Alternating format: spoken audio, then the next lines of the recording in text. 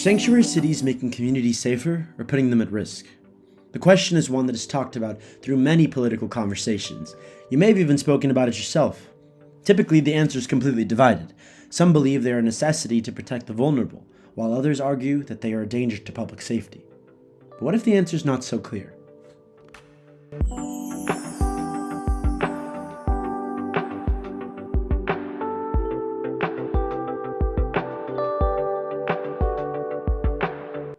Hello everyone, and welcome to Protection Not Peril, a conversation on sanctuary cities, a podcast where I will be discussing the popular perspective surrounding the conversation of this topic, a polarizing issue in today's political climate. I am your host, Luis Avalos, a student at the University of Iowa, and my goal is to offer a perspective that is often overlooked, that bridges the two polarized opinions. I aim to move beyond the divide and argue that sanctuary cities can actually improve public safety by building trust with communities and local law enforcement, while still creating accountability for serious or violent crimes. My opinion delves away from a conversation that labels them as good or as bad. I ask, what actually makes communities safer? You might be asking, Luis, why do you even care about this? Well, this issue is extremely personal to me. My passion about this conversation lies in my identity as a first-generation college student and a second-generation proud Mexican American, who has understood sanctuary cities through the lens of family and family friends who have benefited from them. As someone whose family immigrated to the United States for a better life, I've always viewed sanctuary cities as a place of support and opportunity for those seeking the same. That also comes with an understanding that no system is perfect, and there are many flaws, and it's imperative to recognize where this one may falter. But from my research, the conversation in political debate tends to be missing these types of perspectives, which humanizes the individuals that are directly affected, and I want to bring that to the forefront. But first, in order to understand the complexity and the nuance of this issue, let's take a trip back in time and look back at the inception and the creation of the sanctuary city.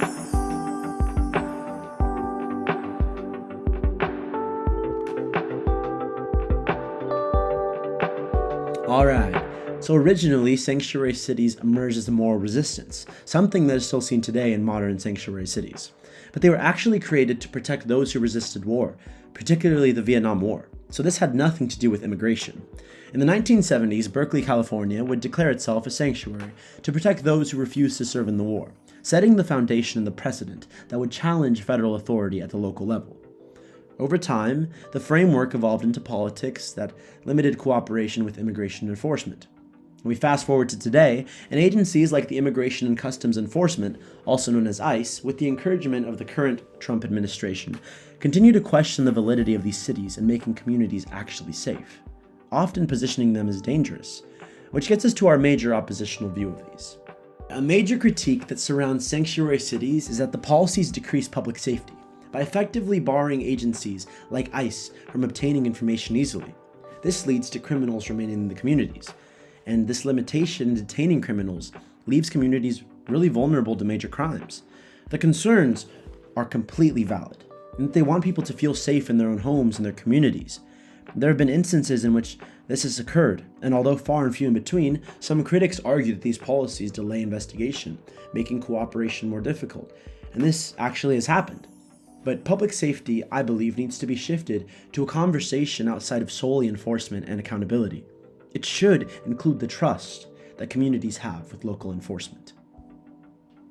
So let's reframe this position around trust and accountability. When people have a fear that reporting crimes could lead to deportation, people also tend to stay silent. They choose to omit and withhold information entirely out of fear and protection for themselves in this country.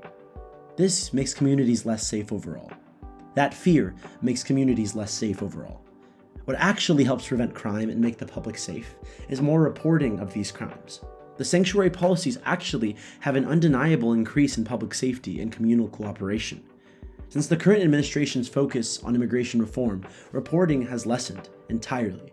In a survey conducted by the University of Illinois at Chicago about the perceptions of enforcement, Latina communities were less likely to voluntarily offer information about crimes, out of fear of being asked about their immigration status. This is not good. It's an unfortunate consequence of the increasing negative sentiment against immigrants, and it really reveals how distrust can weaken public safety.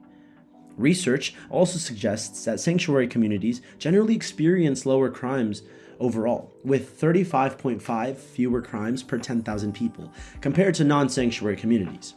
Poverty and unemployment are also lower in these areas, suggesting that they can really contribute to stronger communities overall. And programs that allow immigrant families to feel safer attending schools and in healthcare and to obtain other resources continue to strengthen the relationship between communities and local enforcement overall. So maybe, just maybe, the answer isn't choosing between trust or enforcement, but in figuring out a way to prioritize both alongside one another. This brings me to my hybrid approach. Sanctuary policies can actually protect everyone, but there needs to be some reforming to allow cooperation in cases involving serious or violent crimes. The balance is often ignored in political conversation, where people feel the pressure to completely support or completely oppose them. As noted before, they can actually provide many benefits, including fostering trust, encouraging crime reporting, and lowering crime and unemployment rates. Additionally, their policies allow local police departments to focus resources on their actual jobs, such as addressing local criminality, rather than acting as some additional immigration enforcers. But despite the positives, critics raise legitimate concerns about serious criminals, and completely dismissing these concerns ignores the complexity of public safety within communities.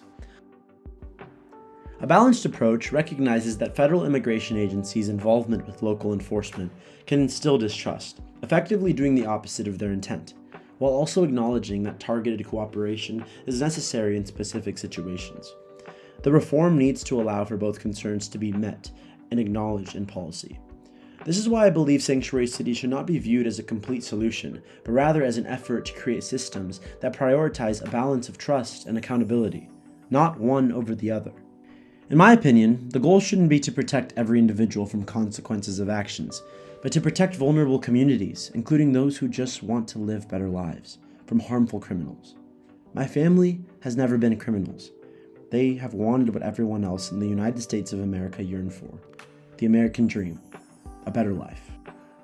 As I reflect on my research for this podcast, one major thing stands out to me more than anything else.